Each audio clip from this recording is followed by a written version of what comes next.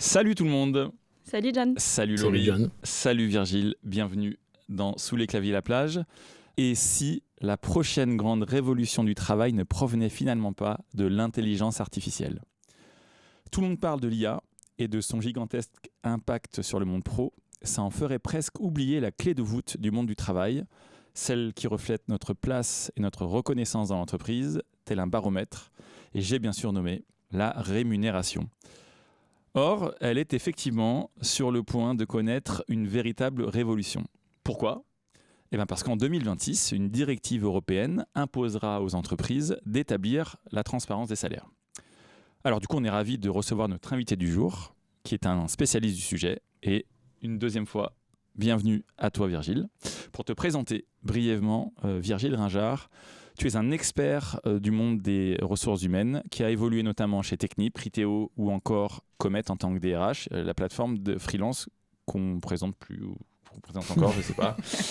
En tout cas, le moins qu'on puisse dire, c'est que tu as passé plus de 10 ans à te heurter aux angles morts des pratiques salariales. D'ailleurs, puisque comme j'ai bien fait mon travail, dans une interview sur Welcome to the Jungle, tu dis d'ailleurs « Je n'ai jamais négocié mon salaire, partant du principe qu'on me proposerait quelque chose de juste. » Bon, a priori, entre-temps, tu t'es mis à négocier, je pense. Je partais avec un avantage, c'est que je connaissais les salaires. Donc après coup, si je m'étais fait avoir, j'avais plus d'actes de négociation que la plupart des gens. Je comprends.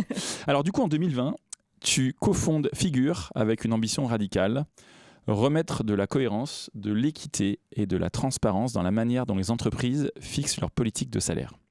2 ans plus tard, ta start-up lève 6,8 millions d'euros pour accélérer son développement et elle compte aujourd'hui plus de 30 collaborateurs et plus de 1000 entreprises clientes en s'appuyant sur 3,5 millions de données sur en gros les salaires, ce qui te permet de conseiller et d'accompagner tes clients dirigeants et RH.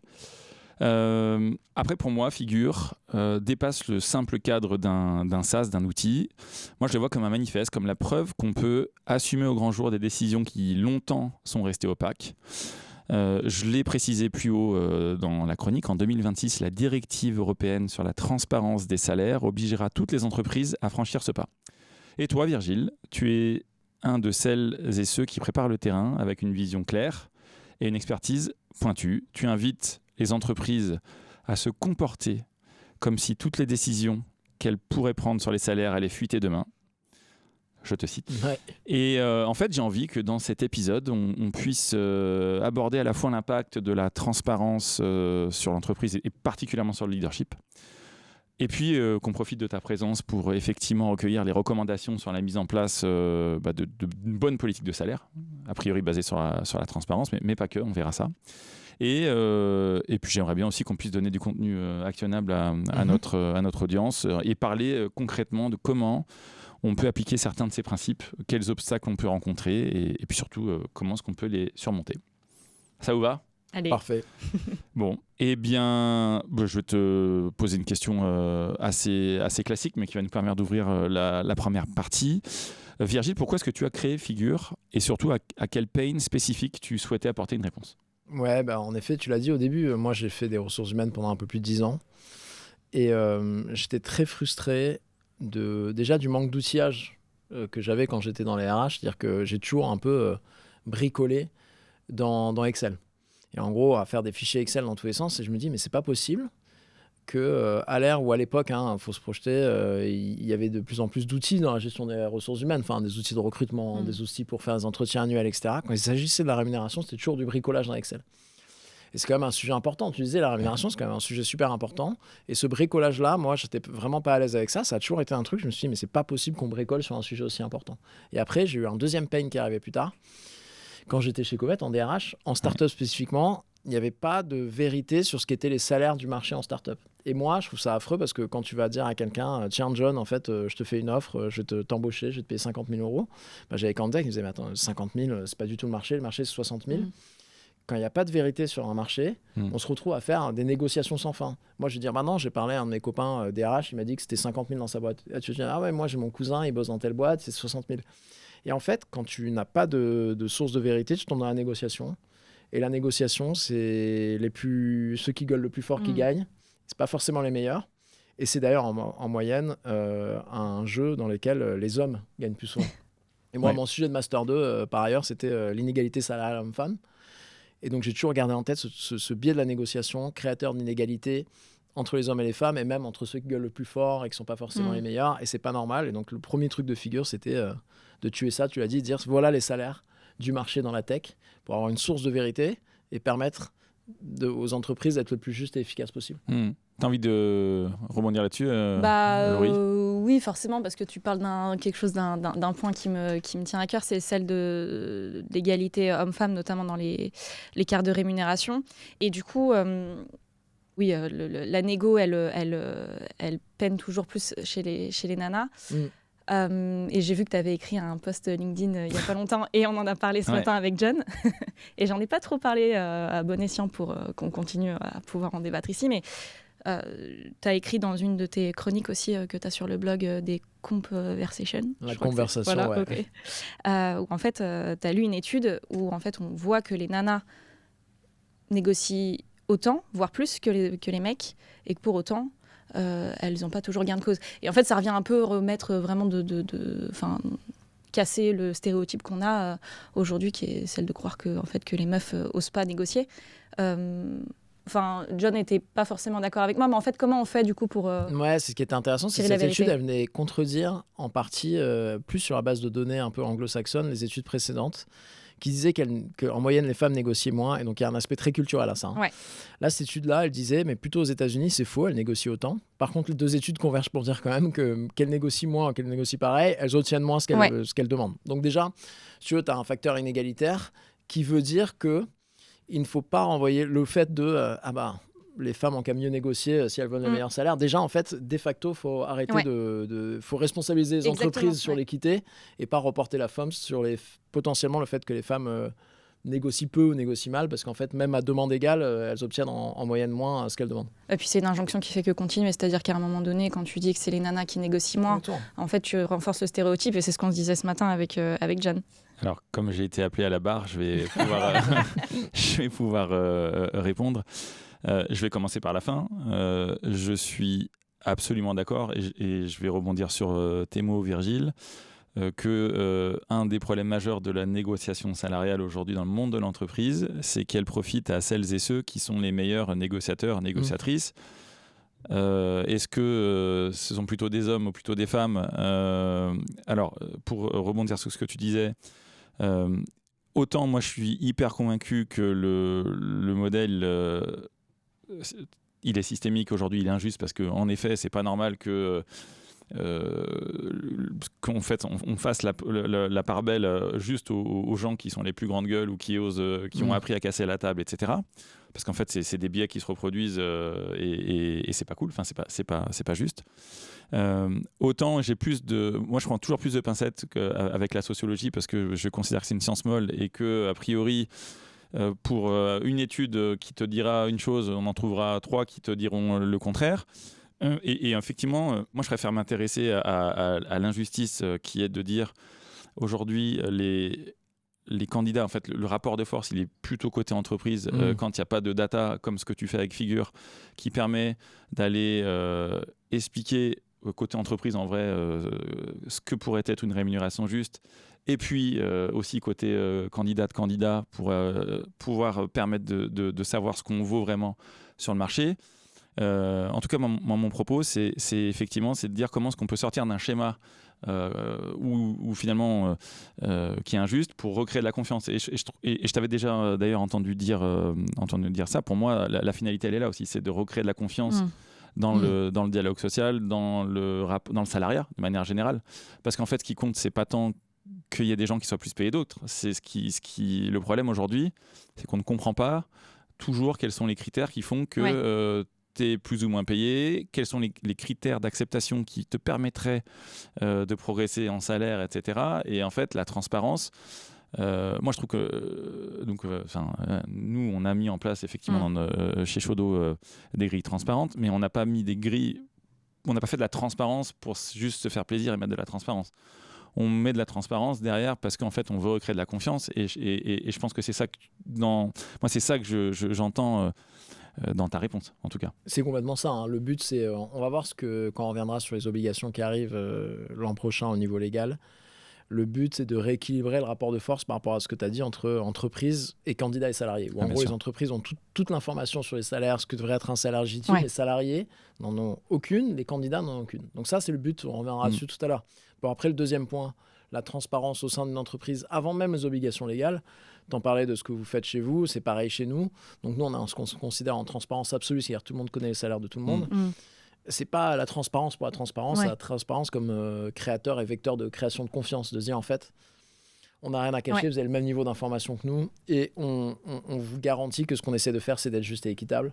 Pour que ce soit un non-sujet, que ce soit pas un facteur de mythe, etc. C'est ça, ça peut être une vraie source d'anxiété, tu vois. Moi aussi, je fais mon taf, tu vois. J'ai pris des petits chiffres, mais il paraît qu'il y a d'après une étude, tu as 6 salariés sur 10 en fait, qui craignent de découvrir qu'ils sont moins bien payés que leurs collègues à poste équivalent. Et tu as 78%, donc 80% des cadres qui se disent favorables à la transparence des salaires. En fait, mine de rien, tu réponds à un vrai truc de la part des salariés. Mais après, il y a quelque chose, mine de rien, tu disais qu'on avait mis de la transparence, pas pour se faire plaisir, mais pour recréer de la confiance. Mais je crois aussi qu'il y a un vrai enjeu sur la clarté de la grille. Tu vois, les éléments, tu vois, on disait tout à l'heure que la grille faisait que ça évitait des biais. En fait, tu as toujours des biais, puisqu'à partir du moment où tu choisis d'indexer ta grille sur un élément, bon, bah, tu as choisi cet élément-là, donc voilà, mais ça, tu le dis à proprement parler. Tu vois, toi-même, tu le dis, ça. Ouais, nous, on a décidé de le faire sur les années d'expérience, ça aurait pu être un autre critère. Plus que des biais, c'est d'accepter qu'une grille par essence, elle est injuste. Voilà. Mais au moins, tu choisis tes imperfections et tu es en accord avec. Et en avec. fait, c'est ça. Et c'est hyper important d'avoir une grille claire. Je pense que c'est aussi quelque chose que tu portes. C'est-à-dire qu'à partir du moment où tu mets de la transparence, mais qu'on ne comprend pas les enjeux, qu'on ne comprend pas les critères d'évolution, c'est pas tant de la transparence, quoi. Exactement. Mais, du coup, moi, ce que j'aimerais, j'ai mon avis sur la question, mais en fait, toi, je l'ai dit tout à l'heure dans la présentation, t'accompagnes plus de 1000 boîtes qui te partagent leurs données. Donc, c'est hyper précieux parce que là, tu t'es quand même vraiment sur quelque chose d'empirique très concret. À quel point c'est du capital RH finalement à un moment donné en termes, tu vois, d'impact sur ta marque employeur de faire ça? C'est un énorme vecteur d'engagement et de rétention. Alors déjà, c'est un vecteur d'égalité parce que tu le dis, avec les données qu'on a dans les boîtes, on a pu regarder. En gros, plus les boîtes sont transparentes, moins il y a d'inégalité de salaire homme-femme, notamment à poste égal. Donc quand on prend les boîtes en transparence absolue, celles où tous les salaires sont publics, qui n'est pas forcément ce que je recommande, on pourra revenir dessus, pour toutes les boîtes en tout cas, parce que je crois que c'est un choix culturel fort, on trouve aucune inégalité de salaire homme-femme à poste égal. Et au contraire, quand on prend les boîtes les plus opaques, c'est là où on a le plus tendance à trouver de l'inégalité. Donc déjà, tu vois, de facto, on remet ce côté normalement, puis la transparence, le transparence va vers l'équité, ce qui est le but de ces lois-là. Et après, dans le point, et on pourra revenir dessus, c'est que surtout quand ça va devenir une obligation, les boîtes qui, à aujourd'hui, ont fait le choix, qui a un vrai pas en avant, qui a un vrai risque, et quand je parle à plein de patrons d'entreprise, etc., ils n'ont pas envie d'aller vers là, c'est risqué, mais attends, je ne vais pas commencer à dévoiler les règles du jeu, les grilles de salaire, etc. Ceux qui ont fait le choix de le faire, en fait, se sont rendus compte qu'en fait, quand on le fait bien, on répond aux questions, mais en fait, c'est beaucoup moins dramatique que l'on y pense. Ça apaise le dialogue social, la relation avec les employés de manière énorme, et en fait, c'est un gros gain d'attractivité, c'est un gain de rétention qui est non négligeable. Et maintenant... on reviendra dessus, avec les obligations à venir, ça va devenir de plus en plus la norme. Ce gain-là, il est encore temporaire. Des boîtes qui ont fait le choix de l'être transparent avant que ça soit la norme. Mais il y a un vrai gain à avoir. Non, mais je suis, je suis hyper d'accord là-dessus. Moi, je pense qu'à 2 niveaux, ça a un impact. Déjà, ça va vraiment, je crois, fidèlement retranscrire la culture de ta boîte, notamment... moi, quelque chose auquel je suis hyper sensible, c'est le servant leadership. C'est en gros, c'est comment est-ce que tu vas créer un cadre à l'intérieur duquel tu vas lever tu vas enlever toute la charge mentale des gens pour faire en sorte qu'il n'ait plus qu'à se concentrer sur l'essentiel. L'essentiel, c'est quoi? C'est de faire leur job et de le faire hyper bien. Donc, tu lèves les pains sur la rémunération, tu lèves les pains sur le fait de devoir être augmenté, etc. Et ça, je trouve ça hyper cool. C'est ça la culture de la confiance, en fait, finalement.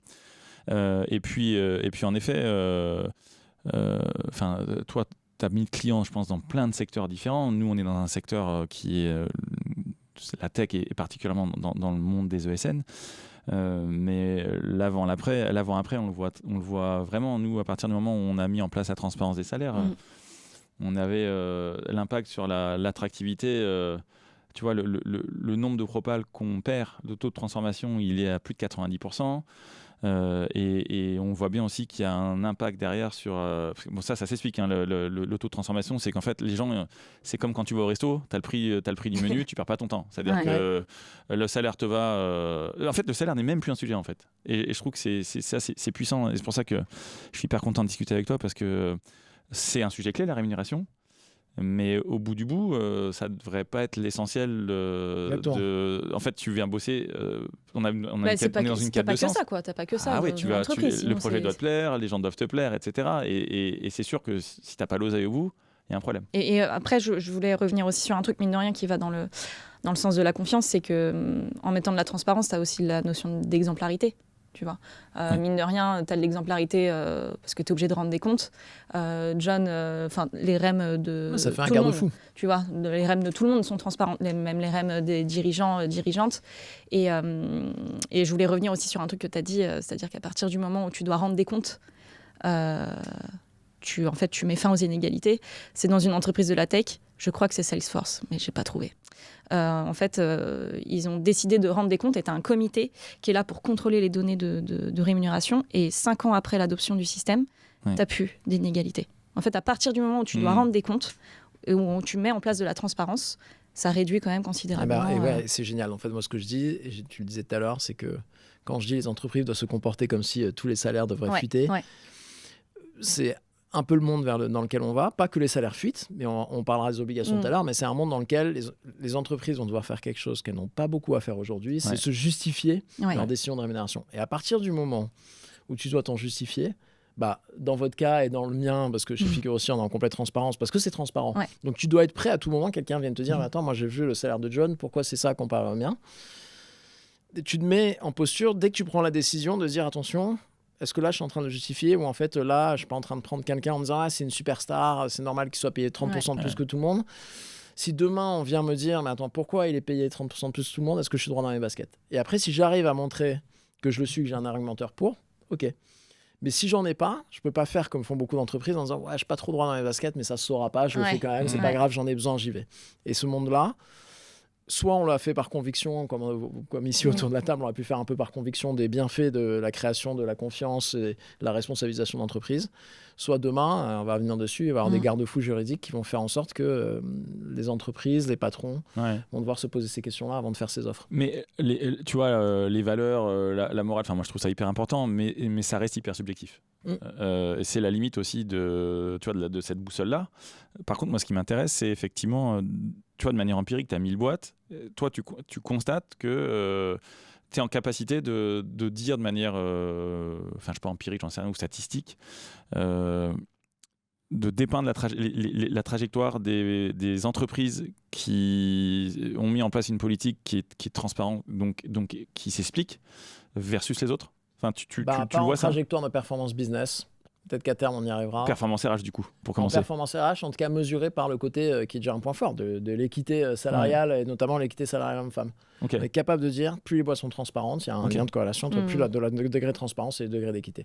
Donc, alors après, il y a corrélation, c'est pas causation. Est-ce que déjà, en fait, elles sont équitables parce qu'en étant transparentes, c'est plutôt des boîtes saines qui vont vouloir être équitables. En tout cas, il y a un lien de corrélation qui est là. Et c'est intéressant parce que c'est les fondamentaux des obligations à venir. C'est une croyance que plus de transparence va amener au niveau sociétal et pas qu'au niveau de chaque entreprise, plus d'équité. Non, mais je suis d'accord. Tu vois, j'essaie toujours pour avoir un discours qui soit plus impactant, de partir d'un pain business et de voir comment ça y répond. Mais tu vois, nous avec Laurie, on est dans une ESN. Le plus gros pain qu'on a, c'est de redonner du sens à l'expérience salariale, parce qu'en fait, les gens, ils se mettent tous à leur compte. Et puis, c'est surtout comment est-ce que tu apportes une réponse à 25-30% de turnover. Et en fait, on s'est rendu compte qu'on est quand même plutôt avec une population qui va être introvertie, hyper sollicitée, hyper chassée. Et donc, remettre en place de la transparence des salaires, donc avec une grille qui effectivement peut être injuste à bien des égards. Enfin, on considère qu'elle a plus de côté cool que de côté injuste. Et comme tu l'as dit, on est en capacité d'expliquer le pourquoi du comment et d'être hyper droit dans nos bottes. Et je pense que c'est ça qui est C'est important. marrant parce que tu reviens sur ce que tu dis injuste. Et on en parlera dans le côté actionnable tout à l'heure. Je pense pas qu'elle soit injuste. Je pense que déjà, il n'y a pas une notion d'équité et de juste. Ouais, C'est ok. contextuel à l'entreprise et à ce qu'elle veut être. Ça me On va. parlera du Ouais. concept de philosophie de Ouais. rémunération. On peut dire qu'elle est imparfaite, mais au contraire, ce qui est important, et ça va faire le lien avec ce que tu es en train de dire, c'est d'expliquer pourquoi, pour vous, par rapport à qui Ouais. vous voulez C'est être, le bon- elle est juste. Ouais, ça me Et va. elle est équitable. Ouais. Et il y a un point là-dessus, avant peut-être d'arriver sur la partie légale, mais il y a un point dessus qui est fondamental. Quand on regarde les études qui ont été faites, il y a une étude de Josh Bersin, qui est censé être le numéro 1, monsieur numéro 1 dans les RH mondiales. Elle montre l'étude qu'en fait, le plus important avec la rémunération, c'est pas le montant, c'est la perception d'équité. Ouais. C'est un énorme facteur de motivation, ou en tout cas un énorme facteur de démotivation. Et tu vois, par rapport à Ouais. ton point en Mm. recrutement, en fait, il faut arriver à cocher la case pour que ce soit pas un facteur de motivation, démotivation, et pour déporter la discussion ailleurs. Par contre, si on rassure quelqu'un sur le fait que ce qu'on lui propose est équitable, la manière dont on les paye est équitable, Ouais. ça devient un énorme facteur de motivation et engagement. Et derrière, il y a une espèce de sérénité qui se met en place. Et donc, c'est ça qu'il faut arriver à faire. C'est comment je fais en sorte, et comment demain je fais en sorte, ou aujourd'hui, d'expliquer candidats et salariés Mhm. que ce que je présente, c'est équitable. Avec ma version de l'équité, on pourra en parler. Hein. J'ai des exemples de boîtes qui ont, pour eux, la notion de l'équité est différente d'une boîte à l'autre. Mais Ouais. pour eux, par rapport à leur philosophie de rémunération, ce qu'on leur propose, c'est équitable. Voilà comment on arrive. Je te propose de venir chez moi pour 50 000 euros. Je vais t'expliquer pourquoi 50 000 euros, pour moi, c'est équitable par rapport à Ah ouais. ce que tu es, ce que tu as fait. Apprendre, on va laisser. Mais si toi, tiens, en tant que candidat, tu dis, ben, je me retrouve, j'ai l'impression que c'est cohérent, j'ai l'impression que c'est logique, un facteur d'engagement qui est énorme. Et c'est ce que les boîtes vont devoir faire. Non, mais j'aime beaucoup l'éclairage effectivement imparfait plutôt que injuste et je te remercie parce que cette reformulation elle est importante. On va du coup progresser dans le sujet. Effectivement, on ne peut pas ne pas accorder de temps de parole sur l'impact de la directive européenne de 2026. Donc on en a parlé un peu en introduction, hein. C'est une directive qui va pousser les entreprises à mettre en place davantage de transparence sur la rémunération globale. Cette directive, elle crée une forme d'urgence sur le sujet, d'autant plus que c'est demain quand même. C'est clair. Et moi j'ai le sentiment, quand je discute avec des RH, avec des dirigeants, des dirigeantes, que c'est une directive qui fait peur. Parce qu'il y a beaucoup de travail sur un sujet qui est quand même complexe. Quel conseil actionnable en fait on peut essayer de partager à notre audience, notamment pour les entreprises qui n'ont pas forcément eu le temps de se pencher sur le sujet ou qui n'ont pas eu les moyens d'anticiper les choses. Est-ce que Virgile, toi tu peux nous expliquer déjà concrètement ce que cette réglementation va imposer? Ouais. Alors, globalement, déjà, directive, c'est quoi? Directive, c'est l'Union européenne qui dit à tous les États membres et qui le dit en mars 2023. Donc, c'est pas nouveau. Il y a 3 ans, quoi. Ouais, voilà, c'est pas nouveau. C'est-à-dire que les gens qui sont surpris, c'est juste que l'information. Ils dormaient. Non, mais il y a plein d'informations à digérer. Mais donc, c'est l'Union européenne qui dit à chaque État membre, vous avez jusqu'à juin 2026 pour prendre cet ensemble d'obligations et le mettre dans votre droit local. Libre à vous d'en rajouter d'autres, mais en tout cas, c'est un socle minimum d'obligations. Globalement, il faut se dire qu'il y a 7 grandes obligations qui arrivent et qui vont être transposées en droit français l'an prochain. 1, obligation de mettre les fourchettes de salaire sur les offres d'emploi. Donc ça, c'était déjà un truc qui était en marche, qui était initié. C'était déjà le cas aux États-Unis. Ça arrive un peu. C'était une pratique qui était de plus en plus normale. Toi, tu l'as dit tout à l'heure, moi j'adore. J'adore quand on prend du recul par rapport à cette obligation. Moi, on en parlait tout à l'heure, moi j'ai 3 filles. Et je me dis, quand je leur expliquerai, quand elles seront grandes, elles postuleront à leur premier job, que moi j'ai déjà eu... un des jobs où j'ai fait 7 entretiens avant qu'on parle rémunération. Je pense qu'elles vont nous regarder. J'aime toujours cette perspective comme nous, on pense à l'époque où on fumait dans les avions, ou ce genre de trucs, tu vois. C'est dire, elles vont dire, mais attends... C'est aberrant, quoi. Aberrant. Je pense que c'est une anomalie de l'histoire qui va être gommée dans les prochaines années par la loi. C'est du progrès social. 2, intéressant, nécessaire, interdiction de demander aux candidates ou aux candidats leur salaire actuel. Donc ça, on pourrait rentrer dans les détails de pourquoi, mais c'est un bon exemple c'est quelque chose qui peut que propager les inégalités et renforcer le poids de la négociation. Ça disparaît. Interdiction de le demander. 3, derrière, il va falloir être transparent sur sa politique de rémunération. C'est-à-dire qu'il va falloir être transparent sur les critères qui sont utilisés par l'entreprise pour déterminer la rémunération. Je vous donne un exemple. Il y a des sociétés que je connais bien qui utilisent encore le diplôme comme un facteur, non pas qu'à l'embauche, mais même dans les augmentations de salaire. Moi, personnellement, en termes de conviction, ça me semble assez aberrant. On utilise ton diplôme 8 ans après ton expérience professionnelle pour conditionner ton augmentation. Mais En tout cas, si c'est le cas, il faudrait être clair dans la politique. Ouais. Donc là, on converge vers les règles du jeu doivent être claires en fait. Après, on arrive à 4. On va en gros, l'index EGAPRO, qui est l'index reporting obligatoire pour les entreprises, va être supprimé, va être remplacé par 7 nouveaux indicateurs imposés par la directive. Je ne vais pas trop rentrer dans les détails. Le problème de l'index EGAPRO, si on prend un peu de recul, c'était une mesure qui a eu beaucoup d'effets bénéfiques et qui était assez nouvelle, notamment dans l'Union européenne, dans le monde, de forcer les entreprises à plus de responsabilités. C'est un pas qu'a fait la France avant beaucoup d'autres pays. Mais un des objectifs de l'index EGAPRO qui a complètement échoué, c'est l'obligation d'être transparent en externe. Parce qu'en fait, l'index EGAPRO, je ne sais pas si vous le suivez ou si vous demandez autour de vous, mais personne ne comprend ce que c'est un score de 88 sur 100, 82 sur 100, 94 sur 100. Demain, ça va être bien plus simple, parce que demain, toutes les boîtes vont devoir être transparentes sur 6 indicateurs, dont voilà l'écart moyen entre les hommes et les femmes dans la boîte. Et d'un seul coup, ça, les gens, ils sont bien plus capables de comprendre.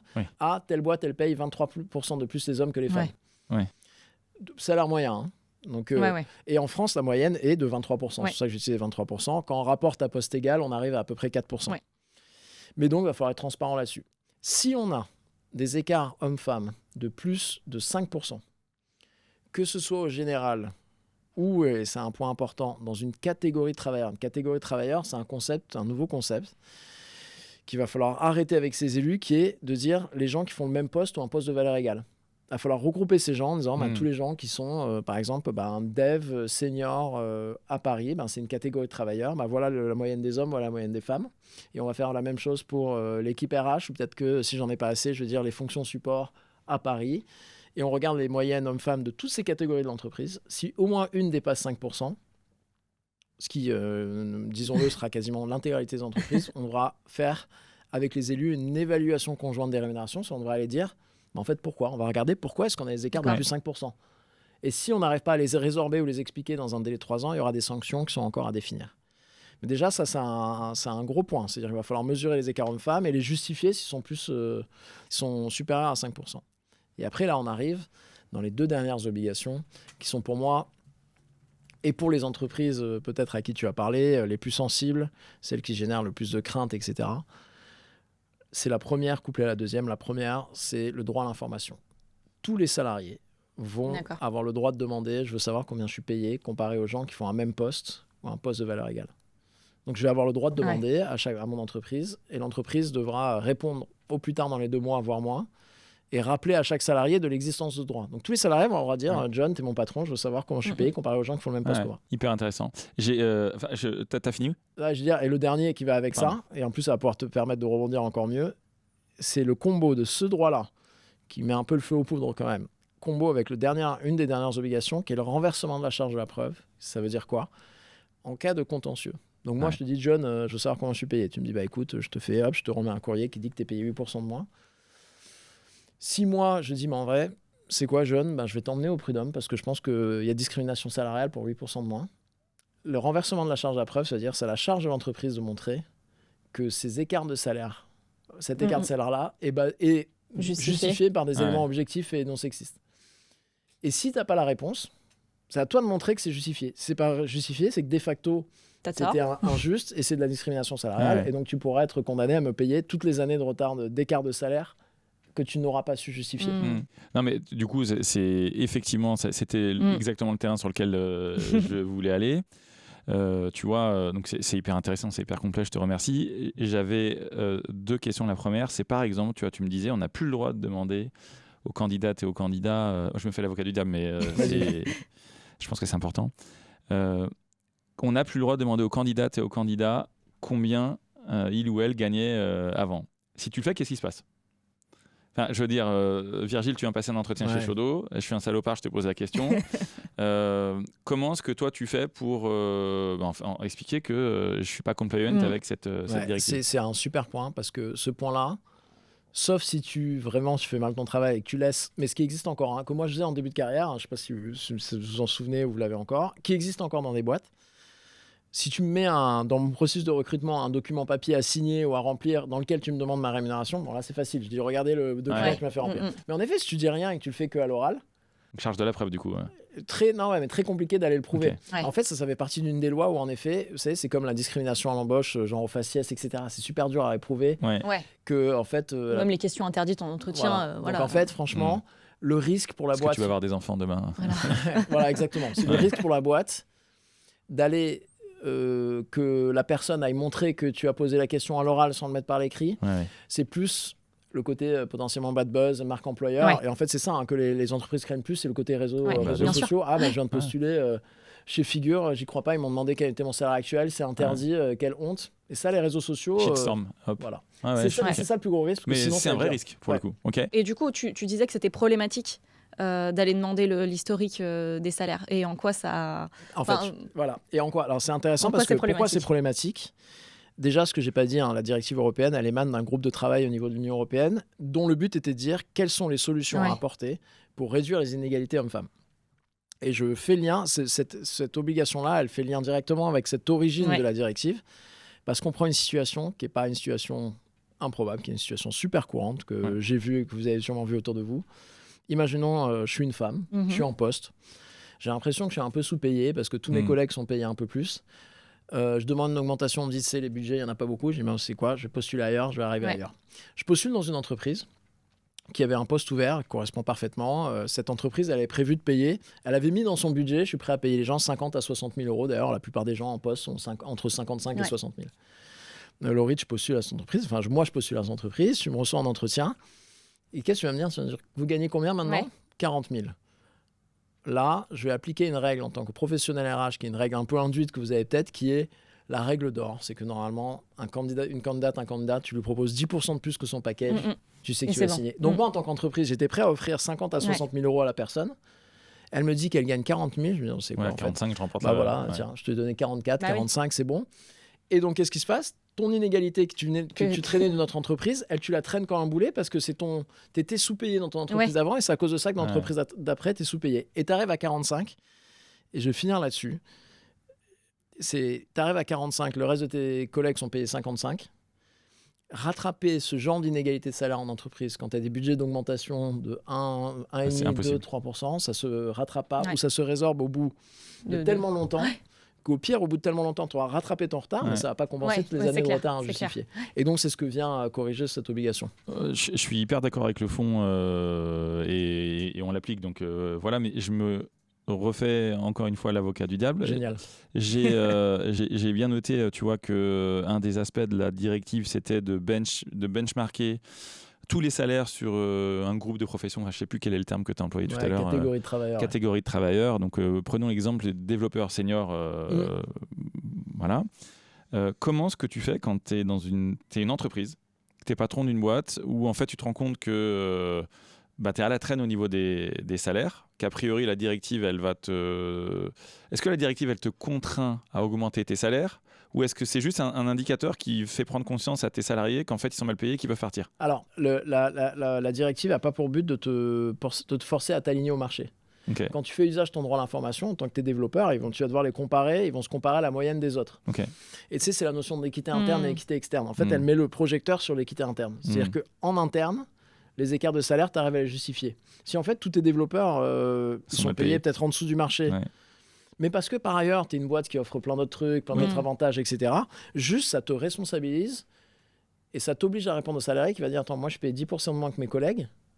Il faut que j'ai la valeur, il faut que j'ai de la valeur ailleurs. Et en fait, ça va pas. Il n'y a aucun élément sur moi, je suis payé moins que le marché. Bah ok, dans ce cas-là, va ailleurs. Voilà. Okay, c'est vraiment de te forcer, ça va mettre un coup de projecteur sur l'équité interne et ça va responsabiliser l'entreprise sur être capable de justifier ces écarts. Ah ouais. Non, mais je vois bien le sujet. Nous, c'est vraiment dans ce.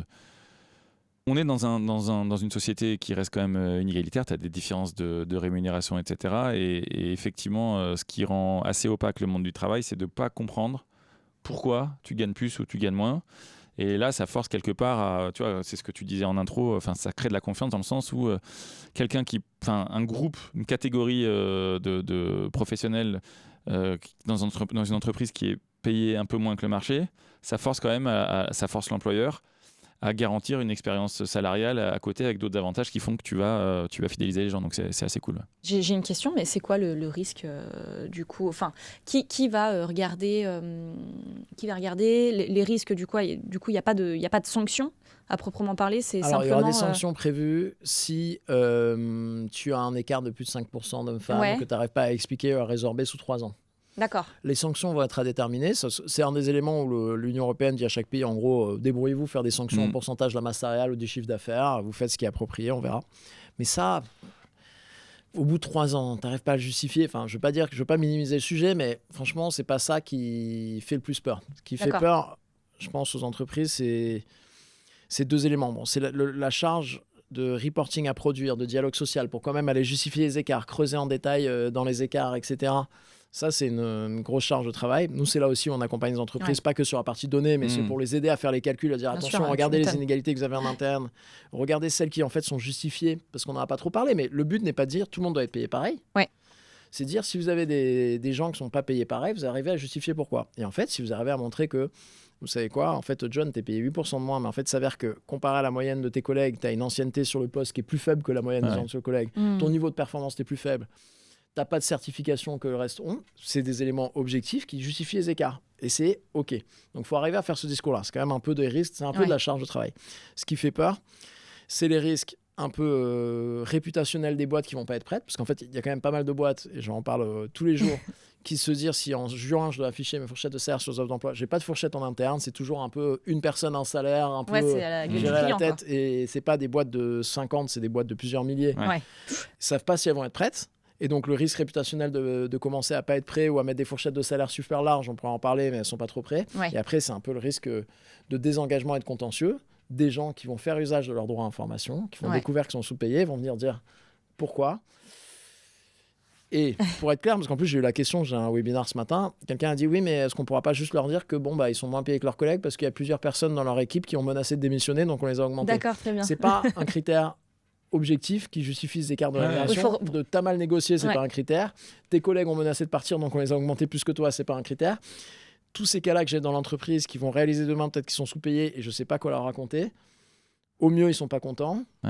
Au pire, ils se barrent, ou au vrai pire, ils nous poursuivent en justice, et là, ça peut coûter très très cher. On vient remettre de la data, de la science quasiment en fait dans la REM, quoi. En fait, c'est plus à la gueule du client. Et puis globalement, je pense que c'est une sorte de mot de la fin sur le sujet, mais cette directive, elle a le mérite extrême de faire quelque chose qui est fondamental dans la société, c'est rendre des comptes. Exactement. En fait, rendre des comptes, c'est tout le problème qu'on a aujourd'hui en politique, c'est le problème qu'on a dans les formes dans les gouvernances où les leaders ne rendent pas de compte. Et on a un désengagement qui est extrêmement fort. C'est dans ta tour d'ivoire. J'ai résumé, c'est la conclusion, c'est qu'il va falloir... En fait, moi, c'est pour ça que je dis, on parle beaucoup de transparence depuis le début. Moi, j'aime à dire que le vrai sujet, c'est un sujet de cohérence. Un sujet de cohérence, pourquoi ? Parce que les boîtes qui pensent que, OK, il va falloir que je sois transparent. OK, tiens, je mets tout en place pour mettre des fourchettes de salaire sur les offres d'emploi, pour être capable de répondre aux gens qui vont faire droit à l'information. Ouf, c'est bon, j'ai fait mon taf, j'ai mis mes fourchettes de salaire, et je suis capable de dire à John, t'es payé 8% de moins, c'est bon, je suis prêt. Non. Être prêt, ça veut dire d'être capable de répondre à la question pourquoi. Quand les candidats vont dire, mais attendez, mais pourquoi vos fourchettes, elles sont différentes de celles de votre concurrent ? Pourquoi aux salariés qui vont dire, mais je paye 8% de moins, pourquoi ? C'est ça le vrai enjeu, c'est la cohérence. C'est pas de juste afficher des chiffres, c'est être capable d'expliquer et de rendre des comptes. Voilà pourquoi tu es payé ce montant-là, voilà pourquoi tu as eu cette augmentation comparée au budget moyen, voilà pourquoi nos fourchettes sont celles-ci, et tu es positionné plutôt en bas de la fourchette. C'est à ces réponses-là qu'il faut se préparer, et c'est ça que ça implique, de se préparer à la transparence, d'être capable de créer, c'est pas juste d'afficher des chiffres, c'est de répondre aux questions qui vont arriver, et notamment à pourquoi. Mais je suis bien d'accord. Puis il y a un chemin de réflexion qui se fait, mine de rien, aussi en interne pour les boîtes, qui ont peut-être jamais réfléchi à ça, et qui vont... se pencher sur la question, et peut-être que, mine de rien, au-delà même de la sanction et de devoir rendre des comptes, on peut y voir aussi une sorte de chemin pédagogique dans lequel tu vas devoir réfléchir. La directive, elle dicte un tempo, elle explique que c'est le moment de se pencher sur la question, et en vrai, c'est ça aussi le sens de la politique, c'est de donner de la vision, etc. Donc ça, c'est hyper cool. J'ai bien aimé le flash-forward que tu évoquais tout à l'heure avec tes filles, en expliquant que très probablement dans plusieurs années, ce sera plus un sujet, et c'est du progrès social, je suis d'accord. Du coup, maintenant, moi, j'aimerais qu'on puisse s'intéresser concrètement à comment est-ce qu'on peut passer à l'action. Comment est-ce que, du coup, Figure à structurer sa politique de salaire ou sa transparence en interne? On peut commencer par là, et puis ça sera l'occasion j'ai repris les bases de ce qu'on conseille même à tous les clients qui me disent comment je suis prêt, en fait. En fait, déjà, vraiment, si on part de la fin, elle est à la fois simple et compliquée. La fin, la finalité, s'il y a un truc à retenir, c'est de se dire, et c'est un super point de départ, à chaque fois que je prends une décision de rémunération, est-ce que je saurais la justifier ? Et ça, c'est vraiment simple, hein, c'est le point de départ. Et c'est quoi les décisions de rémunération ? C'est à l'embauche, chaque augmentation ou promotion, et même chaque versement de bonus. Parce qu'on a des bonus, ça fait partie. Hein. D'ailleurs, j'ai pas dit la transparence des rémunérations, pas des salaires. Il faut être transparent. C'est vraiment au c'est pas total. Que le salaire, quoi. exactement, c'est la rémunération totale. Donc, on part de ce constat-là. Et donc, en fait, c'est intéressant parce que quand on garde ça en tête, ça va conditionner pas mal des étapes pour y arriver. Comment je justifie cette décision ? La première étape, on a commencé à toucher du doigt à pas mal de moments, c'est de se dire c'est quoi un peu notre philosophie de rémunération ? Qui on a envie d'être ? Qu'est-ce qu'on a envie de rémunérer ? Et tu vois, on en parlait tout à l'heure parce que ça a dicté la grille. Je vais donner des exemples. Est-ce que nous, on veut super indexer sur la performance ? Notre but, c'est les top performers. Et si t'es pas un top performer, tu dégages. T'es un top performer, on t'augmente un max. Les autres, ils crèvent. On va augmenter que 30% des gens. C'est une boîte plutôt, je suis un peu caricatural, mais c'est plutôt une boîte du type Revolut qui a partagé sa politique de rémunération. Ils sont en mode, nous, on surindexe les augmentations sur les top performers. Et le reste, ils ont rien ou pas grand-chose. Et nous, on a une politique comme ça. Il y a des boîtes plus égalitaires qui sont en mode, nous, on veut plus harmoniser les rémunérations par niveau, par poste, par année d'expérience. Et la performance, c'est un des critères, mais ce n'est pas le critère essentiel. Il y a des choix fondamentaux quand on fait sa philosophie de rémunération. Je pense à une boîte comme Shine qui fait des différences de rémunération par rapport au nombre de personnes à charge, typiquement d'enfants ou quoi que ce soit. Et c'est là où je reviens sur ce concept d'équité. L'équité, c'est pas universel au niveau des rémunérations. Évidemment. Il y a l'équité dans le contexte d'une boîte. Et il y a un sujet qui est super bon représentant de ça, c'est est-ce qu'on aligne les rémunérations selon le lieu de vie, notamment en France, ou est-ce qu'on aligne tout ? Il y en a qui veulent dire, ce qui est équitable, c'est d'aligner le lieu de vie. Les gens, ils font le même boulot, qu'ils soient à Paris ou à Laval. OK. Il y a une autre boîte qui dit, vous savez, moi, ce qui me paraît équitable, c'est de rémunérer les gens par rapport à un potentiel d'achat et de leur donner un potentiel d'achat équivalent. Et donc, je vais indexer les rémunérations sur le coût du marché et le coût de la vie. Ça me paraît pas normal de donner la même chose à quelqu'un à Paris qu'à Laval, alors que la personne à Laval a un pouvoir d'achat plus grand. Est-ce qu'il y a une des deux choses qui est plus juste que l'autre ? Moi, je ne pense pas. Mais c'est à chaque entreprise d'arriver via sa philosophie de rémunération politique de dire, voilà, nous, nos croyances. Et tu vois, c'est nos croyances. Donc ça, c'est la première étape. Et la première étape, elle va dicter ensuite une étape qui est un peu une obligation, c'est la création de grilles de salaire et de fourchettes. Parce qu'en fait, s'il va falloir les afficher, il va falloir quand même les créer à un moment donné. Pour ça, déjà, il faut un peu classifier le concept de ce qu'on met, classification des postes, des emplois. C'est, on doit définir, voilà les grands métiers ou familles de métiers qu'on a chez nous, voilà les niveaux de postes. Parce qu'en fait, une grille, c'est quoi ? C'est des métiers, des niveaux, et de dire, OK, les métiers, j'ai dev, ou la famille de métiers dev, peut-être que je veux rentrer au niveau des technos ou pas. Dev, je vais créer des niveaux de 1 à 6. Et un dev niveau 4 chez moi, voilà ce que ça représente. Et je vais y attacher une fourchette de salaire en partant de la base de données de marché ou ce que je paye déjà chez mes personnes.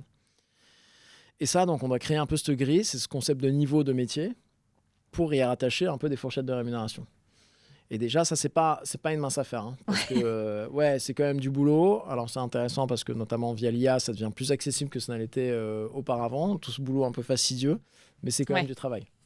Il faut arriver à créer sa fourchette parce qu'il faut se dire si demain j'ouvre un poste, qu'est-ce que je vais mettre sur le poste ? Et la fourchette, elle doit être large ou c'est une petite fourchette ou c'est une grande fourchette ? C'est super intéressant parce que globalement, plus elle est large, plus on a la flexibilité de mettre des gens dedans, mais plus je peux créer de l'inégalité. Si tu as une fourchette super large, en fait, tu peux recréer l'inégalité. Ça ressemble à rien. On va voir ce que la loi va dire. Je rencontrais le conseiller en charge de la transposition en droit français. Ils disent qu'il y a des discussions pour légiférer sur la taille maximum de la fourchette. D'accord.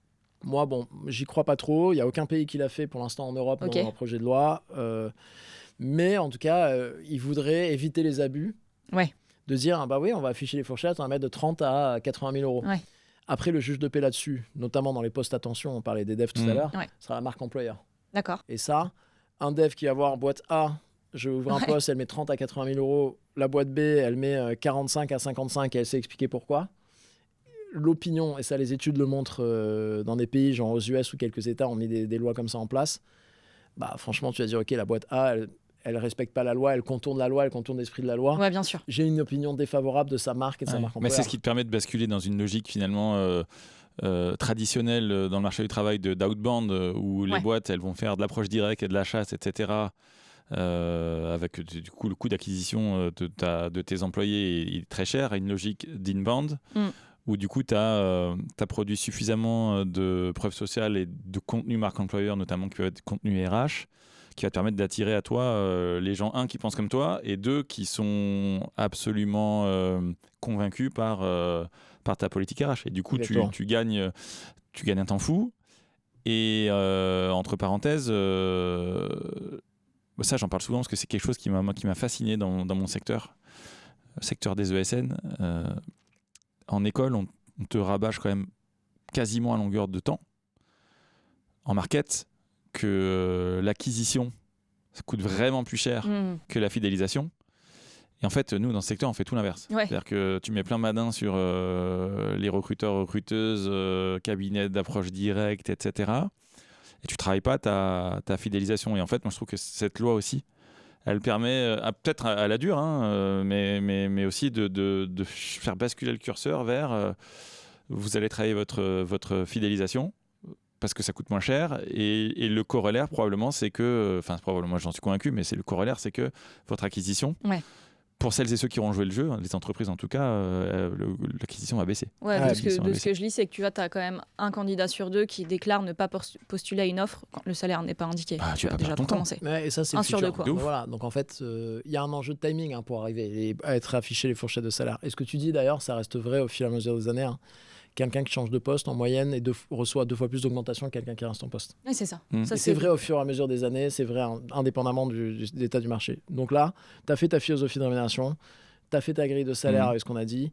Une des dernières étapes, c'est un peu plus compliqué que ça, mais si on reste sur les pragmatiques, tu regardes tes processus de rémunération, comment ils marchent à l'embauche, comment tu détermines le salaire. Et est-ce que tu t'assures que tes processus, les gens qui le déterminent, le font sur des faits objectifs qui te permettent de justifier tes décisions. Et tu fais ça à l'embauche, tu regardes tes augmentations de salaire, et à chaque fois avec ce prisme de comment je justifie. Et en fait, tu regardes comment ça se passe à l'embauche, qui décide.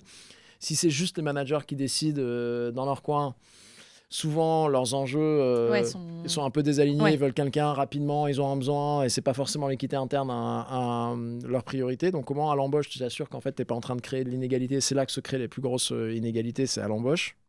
Quand tu fais des augmentations de salaire, quand tu t'assures de te baser tes augmentations sur des faits objectifs, du genre le résultat d'entretien annuel, etc. Donc tu as ces chantiers-là, mais à chaque fois, entre guillemets, c'est pas simple, mais à chaque fois, je me dis, OK, je prends mon process et je me dis comment je suis capable de le justifier. Non, mais hyper clair. Et ça va éviter aussi de responsabiliser, on parlait des femmes, mais de responsabiliser les femmes dans leur comportement. Tu vois, c'est quand même un biais, une injonction qu'on a souvent elles osent pas demander, et qu'il faudrait les inciter à oser. Tu vois, tu as l'exemple de Google qui a remarqué que les femmes demandaient moins de promotion. Et en fait, ils se sont dit, tiens, on va les former à être un peu plus comme des mecs et à les demander. Et en fait, aujourd'hui, ils sont incapables de te fournir des chiffres de résultats de leurs ateliers, en fait, ce que ça a donné leurs ateliers. Par contre, le ministère du Travail américain, il peut te dire que depuis 2017, il relève des écarts de rémunération systémiques en défaveur des femmes dans une bonne partie du personnel.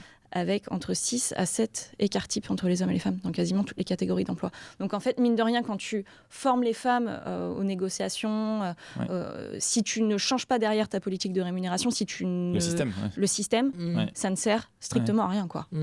D'aller remettre la faute sur l'individu, en fait. Moi, je voudrais qu'on creuse un dernier thème qui est, parce qu'en fait, tu l'as évoqué en filigrane à plusieurs reprises et je trouve hyper intéressant, qui est jusqu'où aller dans la transparence. Tu vois, est-ce que la transparence, par exemple, totale est souhaitable? Mais juste avant, j'ai toujours eu, il y a une objection que j'entends régulièrement, notamment à travers Shodo, mais parce que le sous-jacent, c'est le système des grilles évolutives.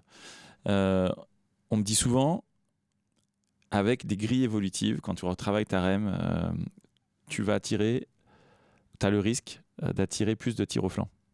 Ah, parce qu'ils sont dans le modèle de tu progresses nativement par des années. En fait, que tu sois un performeur, investi, etc., ou quelqu'un qui... Alors, j'ai mon avis sur la question, etc., évidemment, mais je voudrais bien, toi qui es spécialiste de la REM, qui voit plus de 1000 boîtes avec plein de réalités...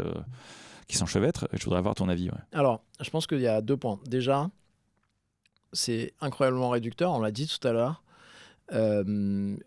Tu vas déjà attirer, en étant transparent, des gens qui, en fait, en ont marre de ne pas savoir s'ils se font avoir sur la rémunération, des gens qui ont peut-être eu des traumatismes par le passé de s'être fait avoir. Et en fait, il y a ce concept, on en parlait tout à l'heure, en anglais, procedural equity, qui est dire l'équité procédurière, je pense que ça se traduit, c'est se dire, moi, je veux rejoindre une boîte dans lesquelles les règles du jeu sont claires. Ouais. Et ça, Et ça, d'ailleurs, c'est un peu le but de la loi, hein. C'est de forcer de la clarté sur les règles du jeu. Et ça va obliger les boîtes qui ne le sont pas à l'être de plus en plus. Mais il y a plein de gens, toi tu l'as vécu, nous aussi on est en forme de transparence, je l'ai vécu, des gens qui viennent et qui disent en fait, c'est génial de voir une boîte qui, de A à Z, assume, explique, ne laisse pas de place à la négociation. Donc des gens sur arrivent, on a fait une offre à 55, on dit non, moi je voulais 60. Et écoute, voilà comment on est arrivé à 55, voilà comment on a créé la fourchette, voilà comment on a déterminé ton niveau, et voilà pourquoi on ne va pas négocier, parce qu'on ne croit pas à l'emploi de la négociation. Et en fait, les gens disent, mais en fait, tellement rassurant de voir ça, que en fait, ça m'apaise à mort, et j'ai trop envie de vous rejoindre, et ça crée une adhésion et un engagement de fou. Donc déjà, en étant transparent, tu vas surtout déjà attirer des gens pour qui le concept d'équité et de savoir qu'ils sont bien traités est important. Après, si tu as un mécanisme qui donne des augmentations mécaniques sous la base de l'ancienneté, etc., il y en a peut-être qui vont se dire ça, c'est un moyen pour, en delà de la performance, essayer d'être augmenté, mais tu as d'autres mécanismes. Si t'es pas juste d'être là, il faut être là et être bon pour rester aussi, etc. Mais ça peut être un des biais de ce système-là. Hein. Non, mais moi, ta réponse me va, je la trouve géniale. Je conclus souvent, moi, ma réponse quand on m'adresse cette objection en disant fallait pas les augmenter, en fait. Fallait pas les embaucher, en fait. Les gens que tu embauches dans ta boîte, a priori, tu les as choisis parce qu'a priori, tu les trouves intelligents, compétents, ils vont t'apporter de la valeur. C'est une forme aussi d'engagement en termes de responsabilité quand tu es dirigeant, quand tu es manager, de prendre des gens. Hein. Donc, c'est à toi de muscler ton process de recrutement pour t'assurer que tu as bien recruté, en fait. Exactement. Et tu vois, si tu veux, c'est comme un autre sujet. Nous, on a la quinzaine de 9 jours. Donc, en gros, c'est la semaine de 4 jours, une semaine sur 2. On a testé la semaine de 4 jours. C'était un peu trop pour nous. On est revenu en arrière. Et j'ai souvent des gens CEO qui me disent, mais en fait, avec ça, t'attires pas les tirs au flanc. Peut-être qu'il y en a qui se sont dit, et en plus combiné avec du télétravail potentiellement partout. Tu as télétravail partout, plus les gens boffent 9 jours sur 10 en gros. Mais tu es sûr que tu n'attires pas des tirs au flanc.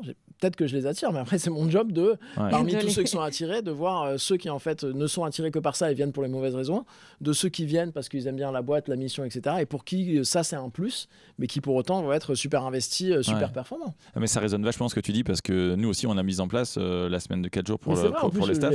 On l'a mis en place.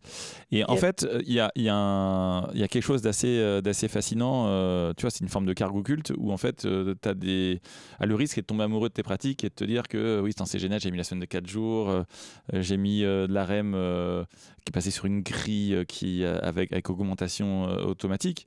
Mais en fait, le management libéré ou les entreprises libérées, c'est pas magique. C'est-à-dire que ça ne te protège pas de tes faiblesses et de tous tes manquements managériaux. En fait, tu dois quand même être à la hauteur en tant que manager, en tant que dirigeant, dirigeante. Je vais être hyper cru, mais si tu es nul, c'est pas parce que tu auras mis en place des pratiques RH innovantes et vertueuses que ta boîte elle va partir dans le ciel. Oui, exactement. Mais non, mais c'est hyper cool. Et donc du coup, dernière question parce que ça m'intéresse. Moi, tu as donné au fil de l'échange ton avis sur le sujet, mais jusqu'où aller dans la transparence? Ouais, c'est une super question. Parce que donc nous, on voit 4 niveaux, on donne en grande maille 4 niveaux de transparence. On peut aller dans un peu plus de détails, mais c'est aucune, ce qui est le cas pour pas mal de boîtes actuellement. 2, c'est un peu transparent sur la politique. Si on va te dire un peu, voilà les choses qu'on regarde, on prend en compte le diplôme ou la performance est liée pour les augmentations, etc. 3, c'est la transparence sur les règles du jeu, c'est qu'on commence à être transparent sur voilà les grilles, voilà ce qui applique, voilà ce qui est utilisé. Et 4, c'est la transparence absolue, tout le monde connaît le salaire de tout le monde. Donc nous, on est à ce 4e niveau, comme vous aussi. Donc, nous aussi, Mais pour autant, il y a 2 choses. Déjà, dans plein de nos clients, il y en a qui sont dans ce 4e niveau. Et il y en a qui ont voulu y aller. Et en fait, quand ils ont voulu y aller après la création d'entreprise, longtemps après la création d'entreprise, ils ont fait notamment des sondages auprès de leurs salariés, etc. Et en fait, ils n'y sont pas allés parce qu'il y avait trop de sondages négatifs. Soit parce que les salariés n'avaient pas envie que l'on sache son salaire parce qu'ils n'étaient pas à l'aise avec le fait qu'ils étaient peut-être plus payés que leurs collègues. Soit, et tu l'as dit tout à l'heure, en fait, il y a beaucoup de salariés qui se disent « Moi, j'ai pas envie de le savoir. J'ai pas envie de savoir, je veux connaître le salaire de mon voisin, j'ai peur de découvrir que les autres ils sont plus payés. » Et cela, je trouve qu'il y a une forme de lucidité sur un élément qui est factuel, que j'ai vécu, moi, Figure et ma boîte d'avant, donc chez Comet, on était un salaire transparent, qui est que le salaire est un sujet qui n'est pas traité de manière 100% rationnelle. Et d'ailleurs, en fait, quand j'ai appelé la boîte Figure, Figure en anglais comme en français, c'est à la fois figures en anglais, c'est les chiffres. En anglais, figure, c'est une silhouette. En français, c'est un visage. C'est cette dualité de les salaires, c'est à la fois des nombres et à la fois des gens derrière avec leurs attentes, leurs pressions sociales, leurs besoins de reconnaissance. Et le salaire, c'est quand même hautement émotionnel par moment. Moi, j'ai eu ces cas de figure en salaire transparent.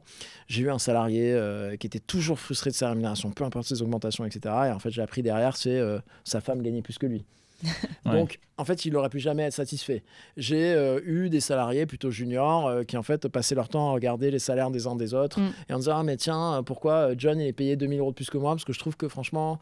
Et en fait, ça induit parfois une forme de bruit parce que même si tu es super bon, même si tu es super équitable, tu peux pas forcer tout le monde de gérer le salaire comme un élément 100% ça peut être de la rationnel. charge émotionnelle, en fait. Voilà, c'est la charge mentale, la charge émotionnelle pour qui tout le monde n'est pas prêt. Et donc, non, je crois pas que toutes les entreprises peuvent aller sur ce niveau-là. C'est un engagement culturel fort qui marche pour nous, qui marche pour certaines boîtes, mais qui marche pas, je dis pas l'intégralité des boîtes. C'est un choix fort, clivant, pas adapté de toutes les entreprises. Par contre, ce troisième niveau de transparence, celui d'être transparent sur les règles du jeu, ça, déjà, pour moi, il n'y a aucune raison rationnelle de ne pas aller vers là, parce que je pense que c'est ça, on en a parlé dans tout cet épisode, et en plus, avec les lois à venir, c'est un peu ce vers quoi on tend. C'est ce vers quoi on t'aiguille. Non, mais je suis d'accord, nous... On est entre 3-4, en fait. Non, on a fait le 4 parce qu'on a un simulateur de revenus, nous, on est dans un métier de facturation qui, justement, te permet de manière hyper simple, tu rentres ton taux, ton taux, donc le taux journalier là où tu te factures. Oui, tu connais, tu étais chez Comet. On va partager ce but de rendre la marge. Ça peut être bien de... Voilà, ton nombre d'années d'expé. Et en fait, tu as en output fixe, variable. Tu as des mécanismes où tu peux transformer effectivement ta marge excédentaire en temps libre, en bonus. Et donc, en fait, mécaniquement, tu peux connaître le salaire de tout le monde. Tu vois, c'est ça que je veux dire. Mais il faut aller chercher. Mais t'as pas on n'a pas de fichier en interne qui dit... Entre 3 et 4, mais je considère que vous êtes dans le 4 parce qu'en fait, pour moi, voilà, on est entre 3 et 4. En fait, le salaire de tout le monde, tu sais, quand tu croises un collègue dev, en fonction de son nombre d'années d'expérience, tu connais son fixe, tu connais son taux. Voilà. Et en fait, finalement, l'objectif de tout ça, on en revient toujours au même, c'est que pour moi, le but, c'est de sortir d'un cadre de défiance où en fait, tu as une parano de ouf en te disant mais attends, mais je comprends pas, mais lui, il est plus facturé que moi. Je suis plus facturé que lui et il gagne plus en fixe, je comprends pas les règles, etc. En fait, tu remets du cadre. Exactement. Les fameuses règles du jeu, tu les remets sur la table et surtout, tu mets des chiffres qui te permettent de sortir d'un... Ça met fin au fantasme, en fait. Ouais, voilà.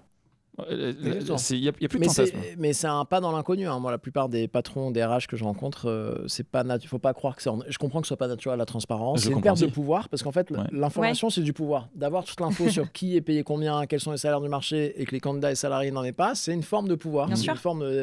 Et le fait de l'avoir, c'est une forme de pouvoir qu'il faut lâcher en ayant crainte de toutes les questions que ça va supposer, etc. La réalité, c'est que la plupart des boîtes, qui soit en partie grâce à nous, soit de manière générale, sont allés vers plus de transparence.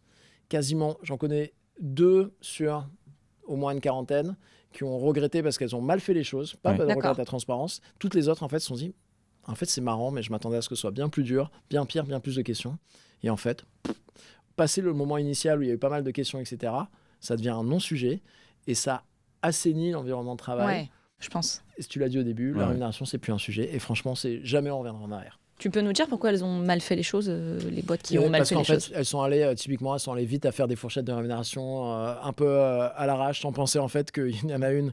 Ils ont dit il faut faire des fourchettes, on va faire des fourchettes, on va les rendre transparentes, mais ils n'avaient même pas vu qu'en fait il y avait des gens qui n'étaient pas dans les fourchettes, donc ils ont dit attendez, le truc. Ils ont un peu blaqué les trucs dans l'analyse, dans la réflexion, dans la formation et l'accompagnement au changement. Parce qu'en fait, ils n'avaient pas fait leur philosophie de rémunération avant. Donc en fait, quand après les salariés leur ont demandé pourquoi, ils n'étaient pas alignés eux-mêmes, même au sein de la boîte, sur parce que t'as pas assez performé. Ils leur disaient mais attendez, je croyais que j'avais pas compris que c'était... Ils étaient désalignés, ils avaient bâclé les choses. Mais c'est ça. Et en fait, ils sont repartis au début et après ils l'ont fait. Et c'est la force de la directive, du coup, c'est qu'on va vraiment devoir réfléchir à ça. Mais justement, et ça pourrait être la dernière question avant de conclure. Je sais que c'est quelque chose de... C'est complexe comme sujet, hein. On l'a dit, c'est pas pour rien a priori que l'Europe a prévenu en 2023 pour quelque chose qui est mis en pratique en 2026. Mais si tu devais donner un conseil ou des conseils à des gens qui sont en train de se pencher dessus, qui n'ont pas de méthodo, etc., si tu devais donner une feuille de route, Virgile, tu dirais quoi? Ok. Tu vois, les grands principes qui te permettent de tacler le sujet. Ouais, Quoi. philosophie, t'alignes tout le monde dans la direction sur qui on a envie d'être. Ok. Quelles sont nos grandes croyances en termes de rémunération? Est-ce qu'on rémunère l'ancienneté? Est-ce qu'on ne rémunère pas la performance? C'est quoi nos croyances en termes de rémunération variable, etc. Donc ça, tu dois avoir tout le monde qui est aligné, parce que sinon, tu ne peux pas prendre des choix que tu vas pouvoir justifier si tout le monde n'est pas aligné. 1. 2, tu lances le chantier de grille de salaire. Donc c'est ce qu'on appelle la classification, les postes, les emplois, les niveaux, pour arriver à faire tes fourchettes. Tu es obligé de le faire. 3, tu regardes tes process. Donc tu dis, OK, maintenant que j'ai ma feuille de route de la philosophie de rémunération, si je dis que je rémunère la performance et que le diplôme, je m'en fous, est-ce que c'est vrai au recrutement? Et comment je m'assure qu'au recrutement, je suis en train de créer un truc qui me paraît défendable et pas d'inégalité? Comment je gère mes augmentations? Est-ce que c'est aligné avec mes croyances? Est-ce que je sais le justifier? 4, tu as un côté formation manager. Parce qu'en fait, formation manager, équipe, en fait, les managers, c'est le premier relais. C'est eux qui vont se prendre les questions de le scénario du salarié qui fait son droit à la formation et qui dit je paye 8% de moins. Qui va aller voir en premier en mode attends, explique-moi. Si des managers ils sont pas alignés là-dedans et tu les as pas équipés, t'es mort. 5, ça c'est un point important, j'en ai pas parlé. Ça arrive en 2026. Il reste, pour 95% d'entreprises, il reste un cycle d'augmentation avant l'arrivée, le coup de projecteur des lois. Donc là, c'est-à-dire qu'avant ces prochaines augmentations, il faut se dire, OK, j'ai peut-être ma dernière chance de corriger les erreurs avant que les gens fassent usage de leur droit à information, etc., avant qu'il y ait un coup de projecteur en interne. Donc ça, c'est peut-être le moment de se dire, bon, bah, OK, je prends ma copie en interne et je regarde, est-ce qu'il y a des choses qui, demain, je ne serai pas capable d'assumer. Et en fait, ce coup d'audit, etc., il est super important. Et le dernier point, comme je vais devoir justifier mes décisions, mais pas que celles que je prends maintenant, je vais pouvoir potentiellement justifier des décisions dans le passé, parce que les gens qui sont payés 8% de moins, peut-être qu'ils le sont parce qu'ils sont arrivés à 15% en dessous. Toutes les décisions que je prends, il faut que je sois capable de les justifier, il faut que j'historise un peu le contexte de la décision, parce que si dans 3 ans, quelqu'un vient voir en mode pourquoi je suis payé 8% de moins, je vais dire attends, mais tu as été embauché à 12% de moins. Si j'ai rien, je suis un peu mal, parce que c'est à moi de prouver que c'était justifié qu'il est embauché à 12% de moins. Par contre, celui-là, ah non, mais je me souviens quand tu étais embauché à l'époque, tu es arrivé à ce salaire-là parce qu'en fait, tu étais en reconversion. Au niveau expérience sur le poste, en fait, tu étais quand même bien plus faible que le reste des gens de l'équipe. Donc il faut justifier, mais historiser un peu les décisions. Ok, hyper clair. Enfin, belle masterclass, franchement, sur le sujet. C'est court, et c'est simplifié, mais c'est ça. Et vraiment, le dernier point, la manière simple, garde-fou, dès que je prends une décision de rémunération, embauche, augmentation, etc., comment est-ce que je la justifie? Je vais peut-être pas encore à le faire maintenant, demain, je vais avoir à le faire. Et ça, c'est un garde-fou pour se forcer à être un peu honnête et à être prêt demain. Et du coup, le mot de la fin, le dernier conseil que tu donnerais aux dirigeantes qui hésitent encore? En fait, là, c'est que là où c'était une histoire de conviction, plus de transparence historiquement, ça va être une histoire d'obligation. Le seul enjeu restant, c'est pas est-ce que je dois le faire, est-ce que je dois pas le faire, il va falloir le faire, c'est à quelle vitesse je vais me mettre à le faire pour être prêt à temps. Et il y a quand même un gars, être prêt à temps ou avant les autres, parce que ça va être un peu le bordel, il y a plein de boîtes qui se préparent pas, ça va être un gain. Et se dire, OK, si je sais que je dois y aller, autant y aller maintenant et autant y être prêt avant les autres, parce que j'ai plus à gagner à être prêt avant les autres que ceux qui vont être retardataires. J'en fais une compétence distinctive et du capital RH. Canon. Écoute, sur ces belles paroles, on va clôturer cet épisode, mais je te remercie parce que c'est un sujet qui est central. Je pense qu'on en a parlé de manière... Claire, t'en as parlé de manière très pédagogue et je te remercie pour ça parce que je pense que c'est un épisode qui va pouvoir être utile à plein de gens. Et j'ai passé un très bon moment et je te remercie d'être venu à ton micro. Merci à vous. Merci Virgile. Salut. Ciao. Ciao Laurie. Ciao.